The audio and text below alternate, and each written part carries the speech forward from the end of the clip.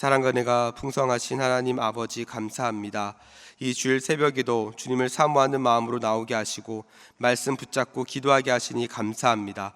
이 시간 주님의 말씀을 들을 때마다 우리 심령이 새로워지게 하시고 자신을 향한 하나님의 뜻을 깨닫고 순종하게 하여 주옵소서.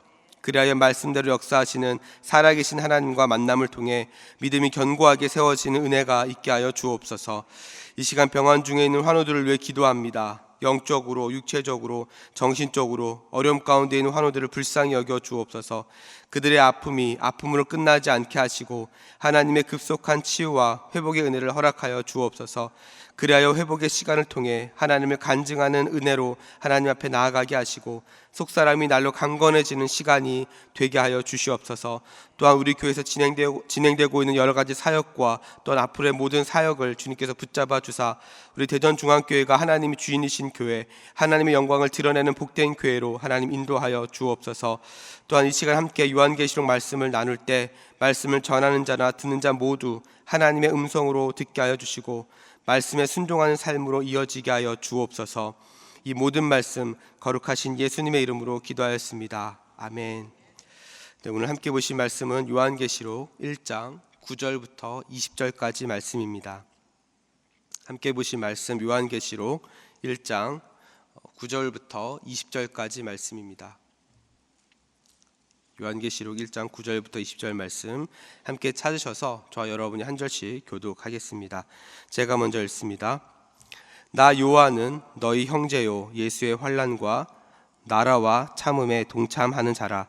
하나님의 말씀과 예수를 증언하였으므로 말미암아 밤모라 하는 섬에 있었더니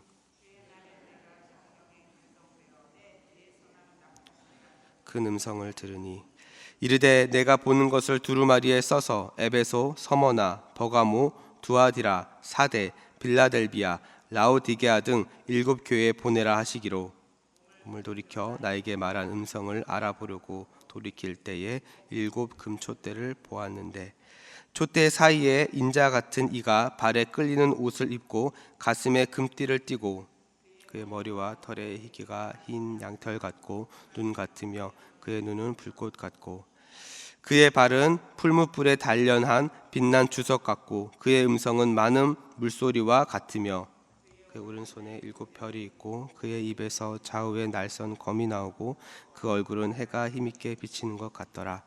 내가 볼 때에 그의 발 앞에 엎드러져 죽은 자 같이 되매 그가 오른손을 내게 얹고 이르시되 두려워하지 말라. 나는 처음이요 마지막이니 곧 살아있는 자라.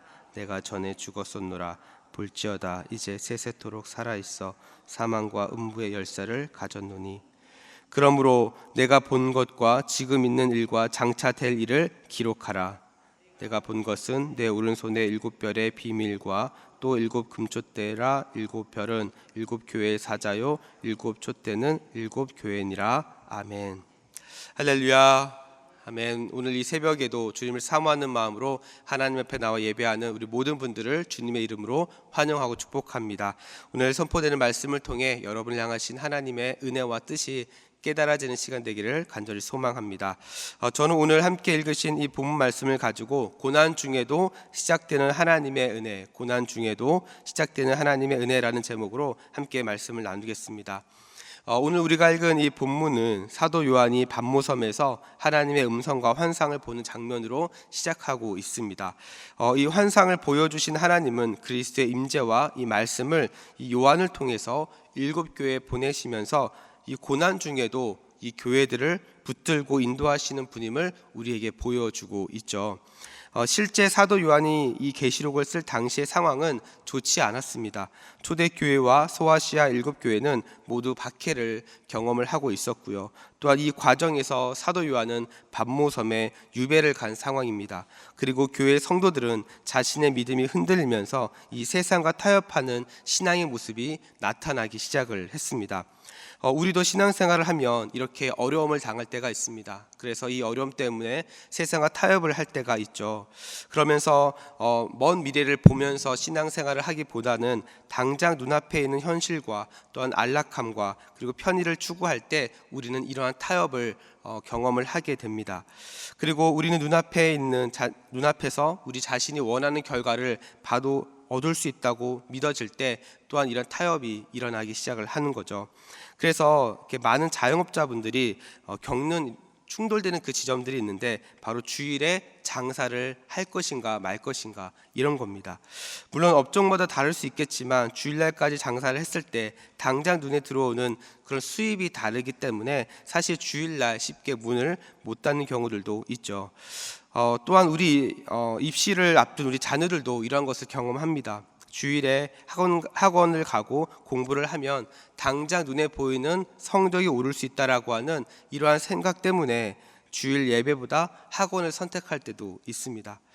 그러나 오늘 말씀이 우리에게 도전하는 그런 영적인 교훈은 무엇일까요? 오늘 본문을 통해서 우리가 발견할 수 있는 영적 교훈은 고난과 핍박 그리고 믿음을 지키기 어려운 이런 상황 가운데서도 우리 하나님은 하나님의 사람들을 그리고 교회를 지키신다는 겁니다. 붙드신다는 거죠. 그리고 오늘 본문은 이런 하나님의 은혜가 어떻게 흘러가는지 그리고 어떻게 그 은혜를 우리가 누릴 수 있는지를 우리에게 보여주고 있습니다.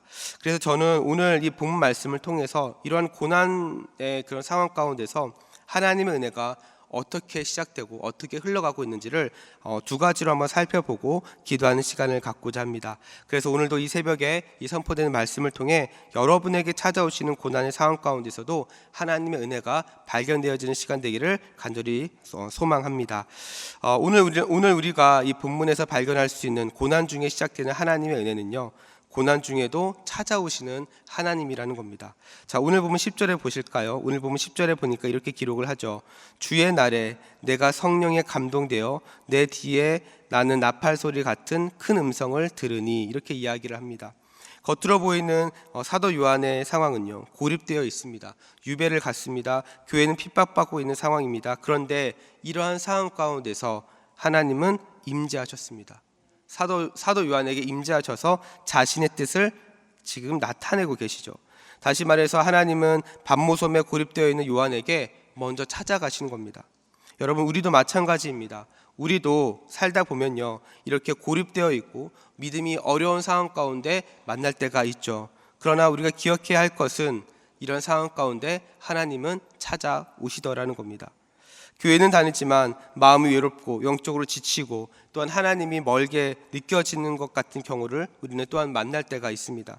그러나 이런 상황 가운데서도 하나님께서는 모든 상황을 아시고 모든 형편을 아시기 때문에 그 상황에 맞게 하나님께서는 찾아가시고 위로하시고 은혜를 베푸시는 분이라는 겁니다.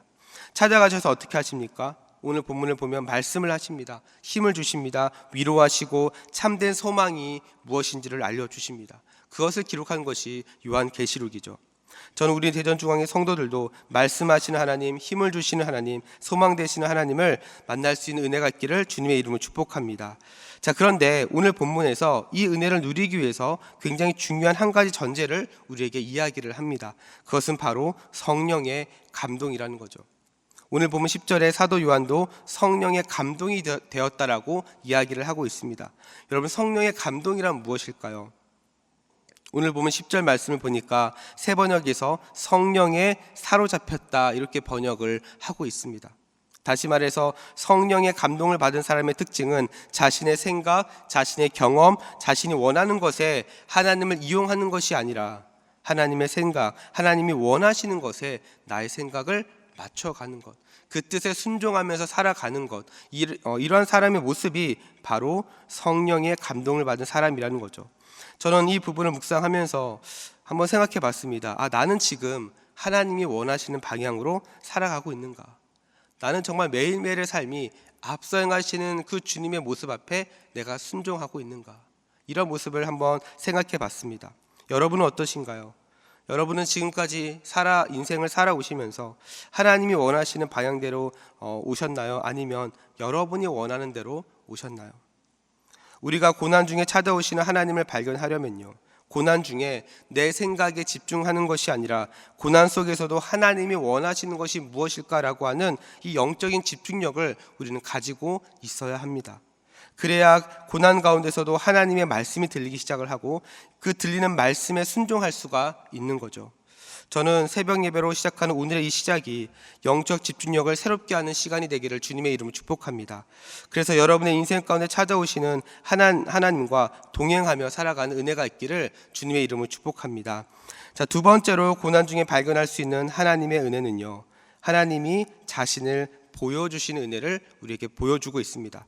오늘 본문 13절부터 16절까지의 말씀을 보면 그의 발, 그의 오른손, 그의 입, 그의 얼굴이라고 말하면서 하나님의 모습에 대해서 이야기를 하고 있죠.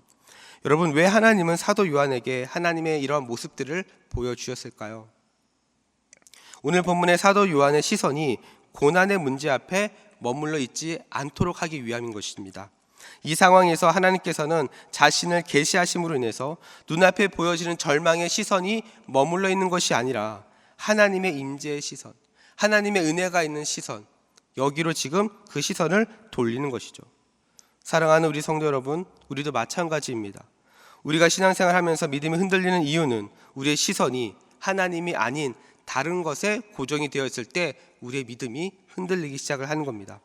이것을 잘 보여주는 것이 우리가 너무나도 잘 알고 있는 마태복음 14장에 있는 내용입니다. 바로 베드로가 물 위를 걸어간 사건이죠.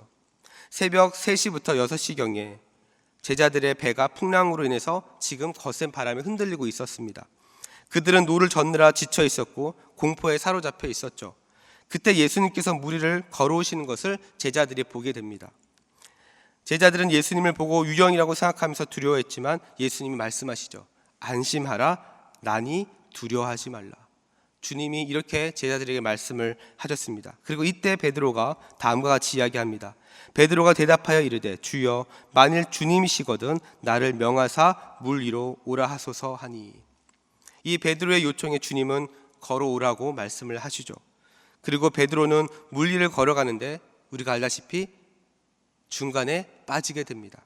왜 빠졌을까요? 마태복음 14장 30절은 이렇게 말합니다. 바람을 보고 무서워 빠져가는지라. 베드로의 시선이 예수님으로부터 멀어졌을 때, 그리고 바람이 부는 것을 그의 시선으로 옮겨졌을 때 그는 무서워했다라고 성경은 이야기를 합니다. 그런데 여러분, 은혜가 되는 것은 그때 성경은 뭐라고 이야기하냐면 그때 예수님께서 즉시 손을 내밀어 베드로를 잡아주셨다라고 성경은 이야기합니다. 빠지는 즉시. 그리고 다음과 같이 말씀을 하셨죠. 믿음이 작은 자여 왜 의심하였느냐. 사랑하는 우리 성도 여러분, 오늘 본문 말씀으로 여러분에게 질문을 드립니다. 지금 여러분의 시선은 어디를 향해 있으신가요? 오늘 본문 17절에도 마찬가지입니다. 주님은 사도 요한에게 자신의 모습을 나타내시고 다음과 같이 말씀을 하셨죠. 두려워하지 말라. 나는 처음이요 마지막이니 곧 살아있는 자라. 어떤 말로 시작합니까? 두려워하지 말라. 사랑하는 우리 성도 여러분, 믿음이란 풍랑이 사라지는 것이 아닙니다. 환경이 바뀌는 것도 아닙니다. 풍랑 속에서도 예수님을 바라보는 그 눈이 열리는 것이 바로 믿음의 시작인 거죠. 우리는 끊임없이 눈에 보여지는 환경, 눈앞에 있는 고난이 사라지기를 기도하죠. 그러나 하나님께서는 우리의 이런 환경보다 시선을 바꿔주심으로 우리를 새롭게 하시는 분이십니다. 왜냐하면 고난의 문제는 한 번으로 끝나지 않거든요. 당장 눈에 보이는 고난의 문제를 하나님 해결해 주십시오, 하나님 이 고난의 문제 사라지게 해 주십시오 라고 기도하면 또 다른 문제가 찾아옵니다. 또 다른 우리의 인생의 문제들이 계속해서 우리에게 다가올 겁니다. 그러니 오늘 본문에서 우리에게 이야기하는 것은 무엇이냐면 우리의 시선이 주님을 향해야 한다는 겁니다. 저는 우리 대전중앙의 성도들 모두가 고난 중에도 하나님께 시선을 두므로 고난 가운데 역사하시는 하나님의 일하심을 볼 수 있기를 주님의 이름으로 축복합니다. 말씀을 정리합니다. 사랑하는 우리 성도 여러분, 오늘 본문의 요한은 반모섬에서 유배를 가 있는 상황입니다. 세상적으로 보면 실패자이죠.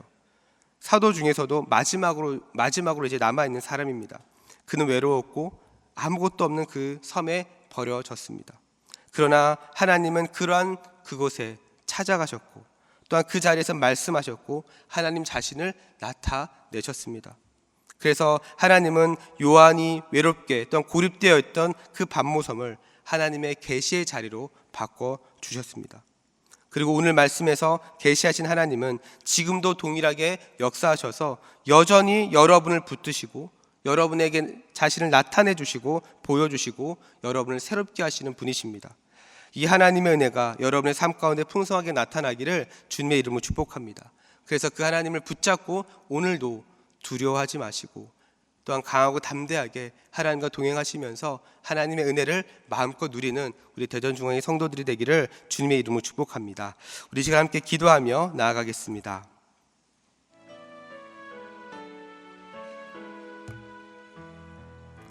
우리 시간 함께 기도하실 때 우리 함께 나눈 말씀 붙잡고 기도하기를 소망합니다. 이 시간 기도하실 때 우리 인생의 모든 여정에서 만나는 고난의 자리를 원망하지 않게 하여 주시고 그곳에 임하시는 하나님을 보게 하여 주시옵소서. 풍랑이 멈추기를 구하기보다 풍랑 가운데서도 일하시는 역사하시는 그 주님을 바라볼 수 있는 믿음을 허락하여 주옵소서. 우리의 모든 삶의 중심이 이런 세상의 편안함이 아니라 주님의 임재가 되게 하여 주시고 고난 중에도 이 말씀 붙잡고 성령의 감동으로 하나님의 일하심을 믿음으로 나아가게 하여 주시옵소서. 또한 계속해서 기도하실 때 이 나라와 민족을 위해서 함께 기도해 주시기 바랍니다. 이 나라의 모든 위정자들이 하나님을 두려워하며 성경적 가치관이 세워지는 그런 정치를 하게 해달라고 함께 기도해 주시기 바랍니다. 또한 우리 교회의 파성 선교사님들의 사역과 가정을 위해서도 기도해 주시고 또한 우리 대전중앙교회가 하나님이 기뻐하시는 교회, 하나님의 임재가 넘치는 교회, 그리고 하나님의 영광을 드러내는 복된 교회가 될 수 있도록 함께 기도해 주시기 바랍니다. 우리 시간 이와 같은 기도 제목 가지고 기도하실 때 우리 주여 한번 부르고 합심으로 기도하며 나아갑니다. 주여, 사랑과 은혜가 풍성하신 하나님 아버지 감사합니다. 오늘도 우리에게 새날을 허락하여 주셔서 하나님 이 하루의 시작을 하나님 앞에 기도하며 예배하며 아버지 하나님 은혜를 구하며 나아가게 하시니 감사합니다. 하나님 앞에 기도하며 나아갑니다. 하나님 우리의 모든 인생의 모든 여정에서 하나님 만나는 모든 고난의 자리를 하나님 원망하지 않게 하여 주시고 그곳에 임하시는 하나님의 은혜를 보게 하여 주옵소서. 풍랑이 멈추기보다 하나님 풍랑 가운데서도 아버지 일하시는 그 주님을 바라볼 수 있는 믿음을 허락하여 주시옵소서. 그리하여 어떤 상황 가운데서도 아버지 하나님의 손을 놓지 않게 하여 주시고 하나님의 손을 놓지 않고 나아갈 때에 하나님 말씀하시는 하나님, 위로하시는 하나님, 우리를 새롭게 하시는 그 하나님의 은혜를 경험하게 하여 주옵소서. 그리하여 우리의 모든 삶의 중심이 하나님 정말로 주님의 임재 안에 있게 하여 주시고 아버지 고난 가운데서도 말씀을 붙잡고 성령의 감동으로 하나 되어 믿음의 사람으로 나아갈 수 있도록 하나님 인도하여 주옵소서. 하나님 아버지 이 나라와 민족을 위해 기도합니다. 하나님 이 나라와 민족을 불쌍히 여겨 주옵소서. 하나님 이 나라를 이끌어가는 모든 위정자들이 아버지 하나님을 두려워하게 하여 주시고 성경적 가치관으로 세워지는 아버지 은혜가 있게 하여 주시옵소서. 하나님 신실하게 믿는 아버지 정말 주의 자녀들을 주님께서 세우사 하나님 정말로 이 세상 가운데 하나님의 선한 영향력을 아버지 나타내며 하나님 이 나라가 하나님 기뻐하신 나라로 아버지 회복되어진 역사가 있게 하여 주옵소서. 하나님 아버지 우리 교회 파송 선교사님들의 사역과 가정을 위해 기도합니다. 하나님께서 보내시고 또한 그곳에서 또한 복음을 전하고 또한 복음의 씨앗을 뿌리고 있는 모든 사역 가운데 하나님께서 함께하여 주시며 아버지 정말 그 복음의 열매를 아버지 잘 맺어갈 수 있도록 인도하여 주옵소서. 무엇보다 모든 사고와 모든 그리로부터 안전하게 지켜주시고 하나님께서 지켜 보호하사 아버지 그 사역을 감당함에 있어서 어려움이 없도록 하나님께서 늘 함께하여 주옵소서. 하나님께서 그 가정과 그 자녀들도 하나님 그 나라에서 정말 하나님께서 보내신 그 자리에서 아버지 잘 배우고 잘 성장하며 아버지 정말로 하나님 앞에 정말 보냄받은 자로서 아버지 잘 성장할 수 있도록 하나님 인도하여 주시고 하나님 정말로 그곳에서 아버지 기도하며 나아간 모든 자리마다 하나님께서 신실하게 인도하여 주시고 붙잡아 주시옵소서. 하나님 우리 대전중앙교회 붙잡아 주시고 우리 대전중앙교회 살려주시고 하나님 우리 대전중앙교회가 하나님의 영광을 온전히 드러내는 교회가 되게 하여 주옵소서. 하나님 정말 하나님께서 우리 대전중앙교회 정말 구원의 방주를 사용하여 주셔서 하나님 정말 많은 이들이 우리 교회를 통하여 하나님을 알고 하나님을 극적으로 만나고 아버지 하나님을 영원롭게 하는 아버지 공동체로 우리 교회에 사용하여 주옵소서. 우리 시간 계속해서 합심으로 기도하며 나아가실 때 오늘은 특별히 대한민국과 또 민족의 복음화 그리고 성도들의 일터와 지역사회를 위해서 기도하는 날입니다. 이 시간 기도하실 때 이번 한 주간도 우리 대한민국을 지켜주시고 정치, 경제 모든 분야에 평안케 하여 주옵소서. 우리 대한민국의 민족 복음화가 당겨지게 하여 주시고 남북한의 통일이 속히 이루어지게 하여 주시옵소서. 또한 오늘부터 새롭게 시작되는 모든 한 주도 하나님께서 함께해 주셔서 성도들의 일터마다 예배가 살고 선한 영향력이 증가되게 하여 주시옵소서. 또한 성도들의 생업과 사업장마다 하늘문을 여시고 복 내려 주시옵소서. 또한 모든 성도들마다 보냄받은 제자들로서 서는 곳마다 예수님의 향기가 나타내게 하여 주시옵소서. 또한 계속해서 우리 담임 목사님을 위해서 기도해 주시고 함께 동역하시는 장로들과 교육자들이 사랑으로 하나 되어 온 교회가 성령으로 충만한 가운데 부흥의 역사를 이루게 해달라고 이 시간 대한민국과 민족의 복음화 그리고 성도들의 일터와 지역사회를 위해서 합심으로 기도하신 후에 자유롭게 기도하시면 되겠습니다. 이 시간 기도하실 때 먼저 저를 따라해 주시기 바랍니다. 주여 문을 열어 주옵소서. 주여 문을 열어 주옵소서. 우리 시간 다시 한번 주여 한번 부르고 합심으로 기도하며 나아갑니다. 주여. 사랑과 은혜가 풍성하신 하나님 아버지, 이 시간 계속해서 주님 앞에 은혜를 구하며 나아갑니다. 하나님, 이 시간 우리 대한민국을 불쌍히 여겨 주옵소서. 하나님, 우리 대한민국